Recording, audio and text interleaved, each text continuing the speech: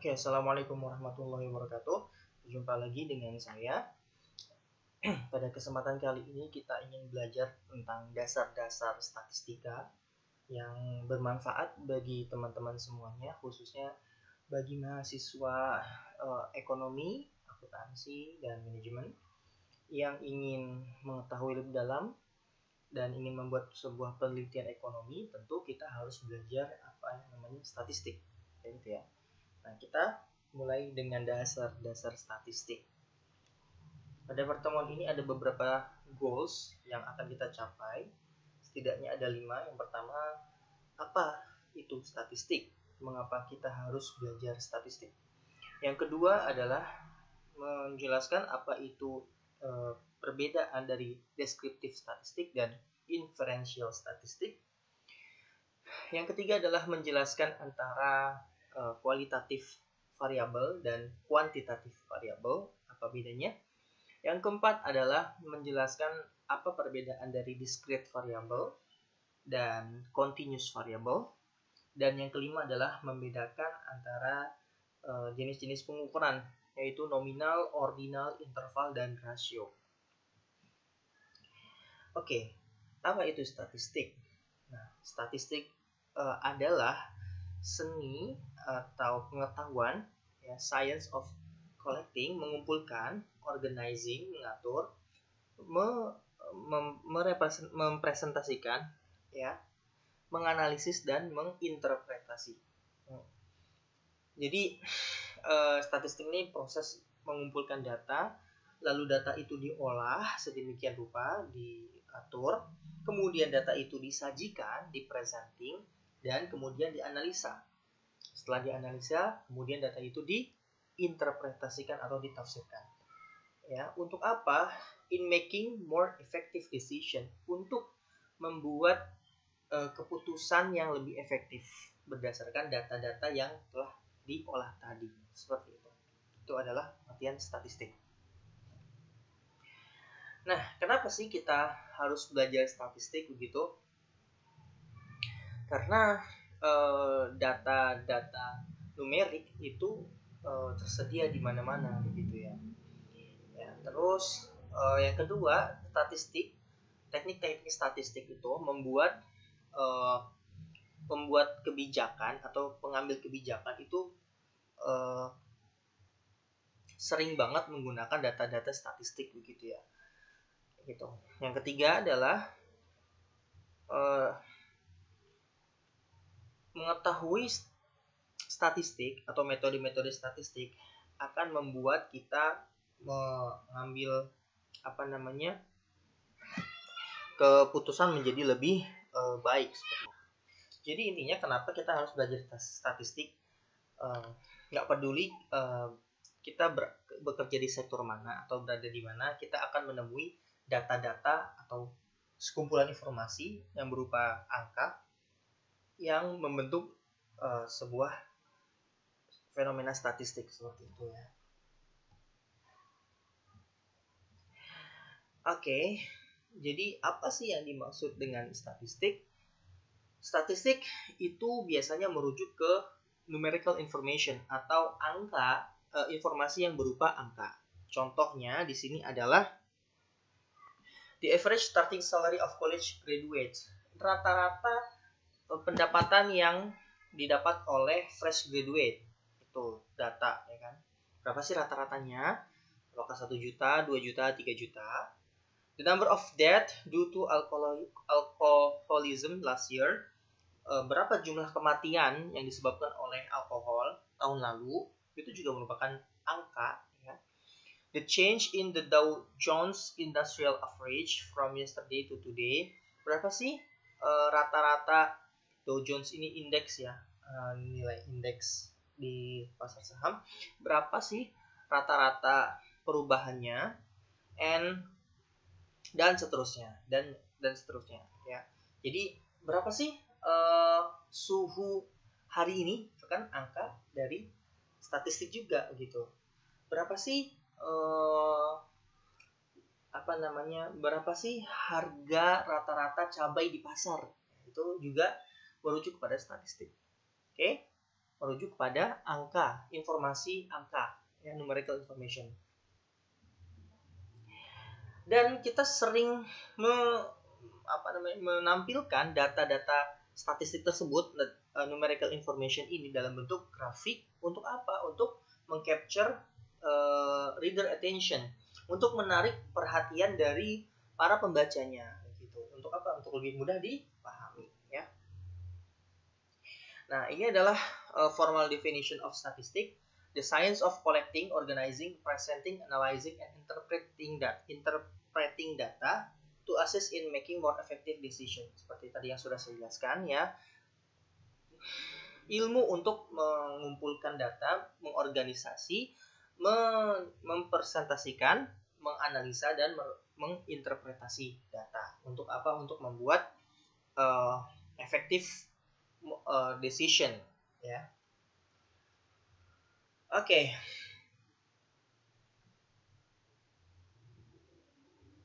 Siapa aja sih yang menggunakan statistik ini, gitu ya? Statistik techniques atau teknik-teknik statistika sangat sering digunakan untuk Anda yang bekerja di bidang marketing, accounting, quality control, consumers, professionals, sport people, hospital, politician, and physician. Jadi statistik ini digunakan oleh siapapun, gitu, pun sampai politik, gitu ya. Berapa sih persentase kemenangan Pak Jokowi dan Pak Prabowo? Berapa sih kemungkinan menangnya Pak Jokowi? Ya, seperti itu. Itu kan statistik juga. Oke. Nah, sekarang kita masuk ke tipe-tipe statistik, gitu ya. Ada yang pertama namanya deskriptif statistik. Jadi, deskriptif statistik ini metode untuk mengorganisir atau mengatur, summarize, summarize tuh merangkum dan merepresentasikan data in informative way. Contoh di sini, the United States government reports the population of the United States was sekian di 1960, di 1970 sekian, di 1980 sekian, 1990 sekian, 2000 sekian. Jadi kita menampilkan data yearly di sini contohnya, ya. Setiap tahun Amerika Serikat populasinya adalah sekian. Contoh lain, setiap tahun populasi Indonesia tahun 2019 240 juta. Tahun 2020 245 juta. Tahun 2021 contoh 260 juta, seperti itu. Itu salah satu contoh dari deskriptif statistik. Jadi kita menggambarkan saja, menampilkan saja data yang kita kumpulkan, lantas kita membuat sebuah rangkuman, ya. Dia lebih kepada merangkum data, begitu kalau deskriptif statistik ini, ya. Contoh 2, according to Bureau of Labor Statistics, the average hourly earning of production workers was sekian. Ya, jadi contoh yang lain adalah rata-rata pendapatan per jam pada tahun 2008, ya, oleh seorang pekerja adalah sekitar $17,9. Begitu. Ini juga merupakan deskriptif statistik, ya, contohnya. Nah, yang jenis kedua ada yang namanya inferential statistik. Kalau inferential statistik ini lebih kepada apa? Lebih kepada a decision, keputusan, estimate, perkiraan, prediction, ya, prediksi, or generalization about a population based on sample. Tingkat inferential statistik ini lebih tinggi lagi daripada deskriptif. Jadi inferential statistik ini seringkali digunakan untuk memprediksi apa yang terjadi ke depan. Seperti itu. Tidak hanya menampilkan data, tetapi diprediksi, ya, digeneralisasi, dirangkum, habis itu dibuat kesimpulan data yang ada pada saat ini apa. Nah, setelah itu kira-kira tahun depan atau kedepannya akan seperti apa. Nah, ini namanya inferential statistik, gitu ya. Mungkin teman-teman udah sering dengar yang namanya regresi, ya. Itu merupakan contoh pengembangan dari inferential statistik, seperti itu. Dan di sini kita menggunakan yang namanya sampel, ya. Bukan menggunakan populasi. Nanti akan dijelaskan. Oke. Contoh, oke. Di sini sampel dan populasi itu memiliki banyak makna ya. Tetapi yang jelas adalah populasi atau sampel dapat terdiri dari individu atau objek, dari sebuah individu atau objek gitu ya. Nah, sekarang kita bahas lebih dalam apa itu populasi dan apa itu sampel. Yang disebut dengan populasi adalah collection atau mengumpulkan seluruh kemungkinan dari individu, objek atau measurement of interest. Jadi contoh populasi Indonesia adalah berarti seluruh penduduk Indonesia 240 juta orang. Itu namanya populasi. Sedangkan sampel adalah is a portion atau part atau sebagian dari populasi tersebut. Gitu ya. Contohnya di sini ada populasi mobil begitu ya.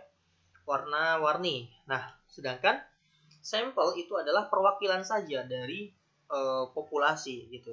Contohnya di sini mobil warna merah diambil warna hitam, warna kuning, warna hijau, warna biru, warna hijau, warna merah. Seperti itu. Jadi beberapa saja yang diambil. Kenapa kita tidak mengambil populasi sebagai penghitungan dalam statistik begitu? Kenapa nggak menggunakan populasi saja? Alasannya adalah untuk menggunakan populasi itu costnya sangat tinggi. Contoh bayangkan kalau sensus statistik BPS itu menggunakan populasi, artinya seluruh orang di Indonesia 250 juta itu dihitung sensusnya, itu akan berbiaya sangat tinggi sekali gitu ya. Yang kedua alasannya adalah bisa jadi kalau misalkan kita menggunakan populasi atau seluruhnya, bisa jadi akan ada yang rusak gitu. Contoh kalau kita mengambil bunga gitu sebagai populasi, kita tidak mengambil seluruh bunga, tapi hanya sampel bunganya saja. Kenapa? Kalau kita ambil seluruh bunga, bisa jadi bunga-bunga yang kita teliti itu bisa menjadi rusak. Gitu. Oke, yang terakhir adalah not possible to test or inspect all members of population being studied. Kan nggak mungkin gitu menggunakan seluruh seluruh populasi yang ada itu untuk keperluan studi kita.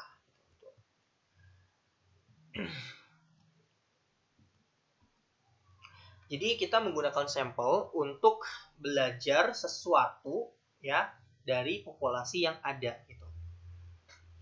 Ya, jadi tidak menggunakan seluruhnya. Dan metode seperti ini, menggunakan sampel ini sudah jamak dilakukan dalam bisnis, agriculture, politics, government gitu. Contoh, kan kita survei antara Pak Jokowi dan Pak Prabowo dulu ya. Kita tidak mungkin menggunakan seluruh orang Indonesia ditanya, kamu milih Pak Prabowo atau Pak Jokowi, itu nggak mungkin. Tapi yang ada adalah mengambil sampel dari 250 juta orang, mungkin diambil 1.000 orang dan kemudian ditanya, Anda milih Pak Jokowi atau Anda milih Pak Prabowo. Gitu. Jadi itu contoh menggunakan sampel dalam realnya seperti apa. Nah, sekarang kita berbicara tentang tipe-tipe variabel. Dalam statistika, variabel ini terbagi dua, begitu. Ada yang namanya kualitatif or attribute variable. Jadi kualitatif ini adalah variabel yang memiliki karakteristik non-numerik atau tidak berangka. Contoh ya, gender, laki-laki dan perempuan. Kita tidak bisa memberikan angka, misalkan tidak bisa memberikan angka bagi laki-laki 1, perempuan 2 dan laki-laki karena laki-laki nomor 1 lebih baik daripada perempuan, tidak gitu, tidak bisa. Jadi ini tidak bisa diberikan angka gitu. Contoh lagi religious affiliation, Islam, Hindu, Buddha gitu. Nah, itu pemberian nomor di situ Islam 1, Hindu 2, Kristen 3 itu tidak tidak menunjukkan Islam lebih baik dari Kristen. Contohnya dalam studi ya itu seperti itu. Jadi di sini kualitatif adalah data-data yang tidak bersifat angka. Intinya seperti itu ya. Oke, yang kedua adalah kuantitatif variabel. Jadi kuantitatif variabel ini lebih berangka begitu ya, lebih memiliki nilai angka yang jelas. Contohnya jumlah children in a family. Rata-rata jumlah anak dalam sebuah keluarga di Indonesia tahun 2020 contohnya adalah 4 gitu ya. Contohnya lagi apa? Minutes remaining in class. Berapa menit lagi kita berada di kelas. Oke, itu contoh dari kuantitatif variabel. Nah, dari kuantitatif variabel ini juga dibedakan antara dua jenis. Yang pertama adalah discrete variable, yang kedua adalah continuous variable. Nah, discrete variable ini kita mendapatkan data kuantitatif dengan cara menghitung. Contoh, the number of bedroom in house. Berarti kita menghitung nih jumlah bedroom di dalam sebuah rumah. Ada 2. Contohnya gitu, ada 1, ada 2. Berarti kita hitung. Gitu. Yang kedua adalah continuous variable. Continuous variable ini adalah data yang didapat dengan cara diukur, begitu.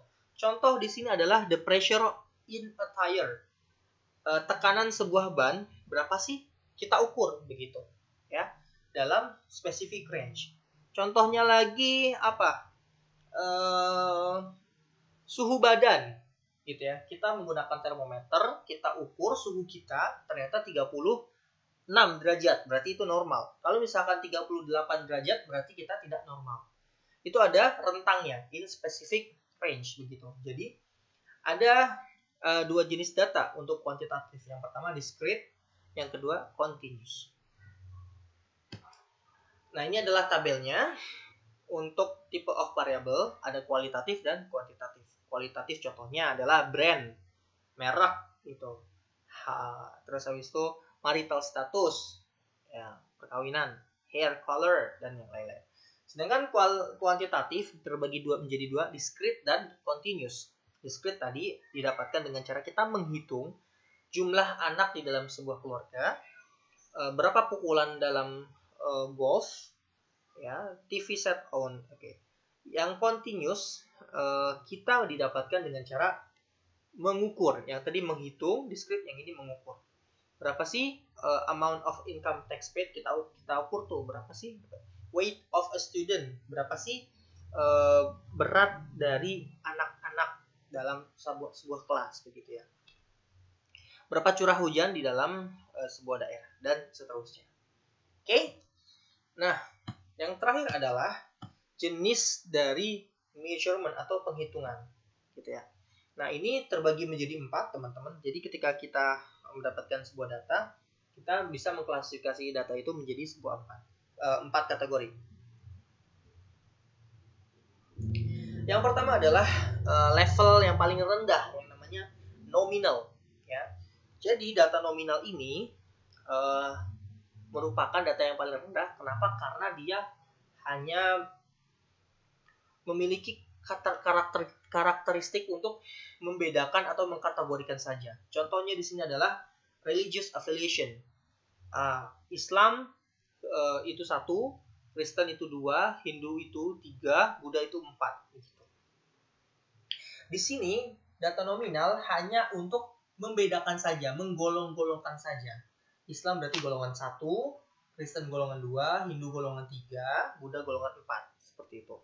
Contoh lagi, gender. Laki-laki itu golongan 1, perempuan itu golongan 2. Begitu. Eye color. Yang warnanya hitam golongan 1, yang warnanya biru golongan 2. Seperti itu. Hanya untuk menggolong-golongkan saja.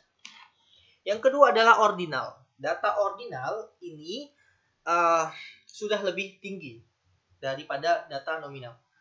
Kenapa? Karena di sini dia sudah bisa mengukur atau meranking lah, ya. Jadi di sini ada 4 jenis, contohnya minuman, begitu ya. Minuman yang paling disukai oleh anak-anak. 1 Sprite, 2 Coca-Cola, 3 Pepsi, contohnya begitu. Nah, nomor 1 itu tadi Sprite berarti lebih disukai daripada nomor 2. Nomor 2 lebih disukai daripada nomor 3. Seperti itu. Jadi angka di sini sudah merepresentasikan sesuatu, yaitu urutan atau ordo atau ranking, seperti itu. Yang nomor 3 adalah interval. Nah, interval ini lebih tinggi daripada ordinal levelnya begitu. Kenapa? Karena dia sudah memiliki nilai yang tetap. Sudah ada pengukuran yang tetap. Contohnya di sini adalah temperatur dan Fahrenheit. Nah, tetapi di sini untuk interval itu tidak memiliki angka 0 yang sama. Contoh maksudnya gini ya. Contoh si A sampel A temperaturnya adalah 50 derajat Celcius. Sedangkan si B temperaturnya adalah 100 derajat Celcius begitu. Tetapi dalam interval ini kita tidak bisa mengatakan bahwa B lebih panas 2 kali lipat dari A. Kenapa? Karena itu adalah data interval. Kok nggak bisa? Iya. Kalau misalkan kita menggunakan pengukuran yang lain, contohnya Fahrenheit, maka akan ditemukan A itu panasnya 60, sedangkan B itu panasnya contohnya 90 begitu. Nah, 60 ke 90 itu tidak sama dengan 2 kali lipat gitu ya. Kenapa? Karena Fahrenheit memiliki nilai 0-nya itu sama dengan 0 derajat Celcius sama dengan 32 Fahrenheit contohnya begitu gitu ya. Jadi interval level ini saya ulangin sudah lebih tinggi daripada ordinal. Dia sudah yang pertama dia sudah mengkategorikan data, yang kedua dia sudah bisa juga mengurutkan data itu sendiri gitu ya, dan sudah memiliki angka yang bisa dihitung dalam interval tertentu, dalam rentang tertentu gitu. Kalau rentangnya Celsius berarti 0 sampai 100 gitu ya. Kalau rentang yang kita pakai Fahrenheit berarti 32 sampai sekian begitu. Tetapi dia tidak bisa memperbandingkan seperti itu.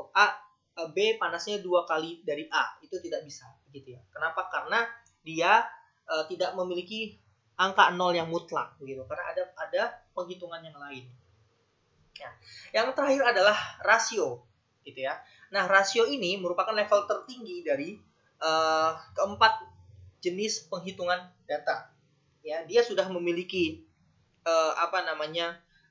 value, nilai pengukurannya itu bisa digunakan dalam proses matematika, bisa ditambahkan, bisa dikurangkan, bisa dikalikan atau disama dengankan seperti itu.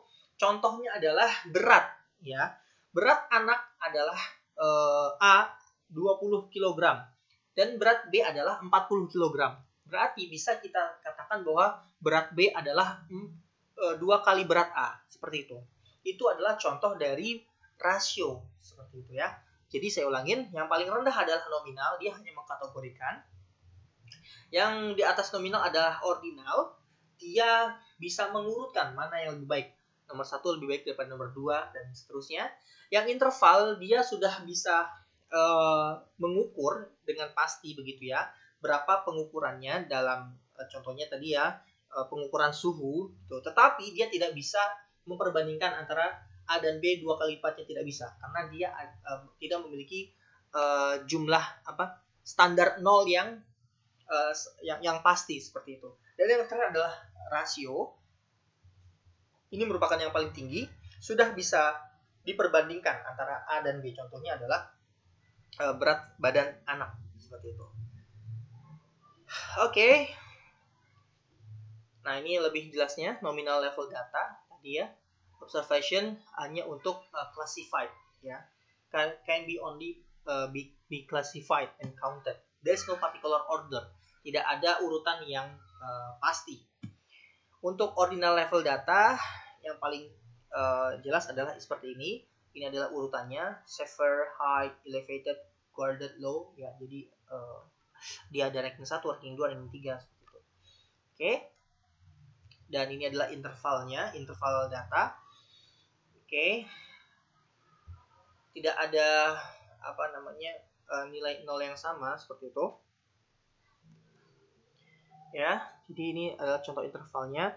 Contoh ini adalah misalkan ya, contoh sepatu, ukuran sepatu gitu ya. Size 8, size 10, size 12 gitu. Dan ini jenis pengukurannya masing-masing seperti itu.